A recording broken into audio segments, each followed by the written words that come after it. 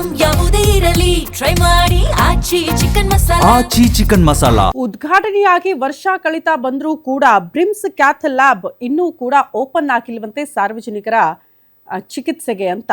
ಪ್ರಮುಖವಾಗಿ ಬೀದರ್ನ BRIMS super speciality ಹೃದ್ರೋಗ ಘಟಕಕ್ಕೆ 1 ವರ್ಷದಿಂದ ಬೀಗ ಜಡಿಯಲಾಗಿದೆ. ಸಿಎಂ ಸಿದ್ದರಾಮಯ್ಯ, ಡಿಸಿಎಂ ಡಿಕೆ ಶಿವಕುಮಾರ್ ಅವರೇ ಬಂದು ಉದ್ಘಾಟನೆ ಮಾಡಿರುವ ಹೃದ್ರೋಗ ಘಟಕಕ್ಕೆ ಗ್ರಹಣ ಹಿಡಿದಿದೆಯಾ ಅಂತ ಸಾರ್ವಜನಿಕರು ಪ್ರಶ್ನೆ ಮಾಡ್ತಿದ್ದಾರೆ.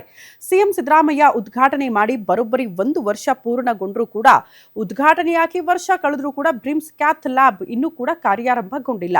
15 ಕೋಟಿ ವೆಚ್ಚದಲ್ಲಿ ನಿರ್ಮಾಣ ಆಗಿರುವಂತಹ ಕ್ಯಾಥ್ ಲ್ಯಾಬ್ ಘಟಕ ಇದಾಗಿದ್ದು, ಬೀದರ್ನಲ್ಲಿ ಹೃದಯ ಸಂಬಂಧಿ ಚಿಕಿತ್ಸೆಗಾಗಿ ಬಡ ರೋಗಿಗಳು ಈ ಕ್ಷಣಕ್ಕೂ ಪರದಾಡ್ತಿದ್ದಾರೆ. ಖಾಸಗಿ ಆಸ್ಪತ್ರೆಗಳ ಪ್ರಭಾವಕ್ಕೆ ಬ್ರಿಮ್ಸ್ ಆಡಳಿತ ಮಂಡಳಿ ಮಣಿದಿದೆಯಾ?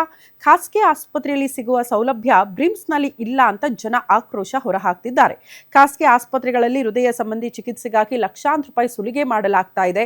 ಸರ್ಕಾರದ ಎಲ್ಲ ಸೌಲಭ್ಯ ಆದರೂ ಕೂಡ ಬ್ರಿಮ್ಸ್ನಲ್ಲಿ ಕ್ಯಾಥ್ ಲ್ಯಾಬ್ ಆರಂಭ ಆಗ್ತಾ ಇಲ್ಲ ಅನ್ನೋದು ಗಂಭೀರ ಆರೋಪ. ಉಸ್ತುವಾರಿ ಸಚಿವ ಈಶ್ವರ್ ಖಂಡ್ರೆ ಬ್ರಿಮ್ಸ್ ಡೈರೆಕ್ಟರ್ ವಿರುದ್ಧ ಸಾರ್ವಜನಿಕರು ಆಕ್ರೋಶ ಹೊರಹಾಕಿದ್ದು, ಕೂಡಲೇ ಹೃದ್ರೋಗ ಘಟಕ ಆರಂಭಿಸಿ ಚಿಕಿತ್ಸೆ ಪ್ರಾರಂಭ ಮಾಡಬೇಕು ಅಂತ ಸಾರ್ವಜನಿಕರು ಒತ್ತಾಯಿಸಿದ್ದಾರೆ.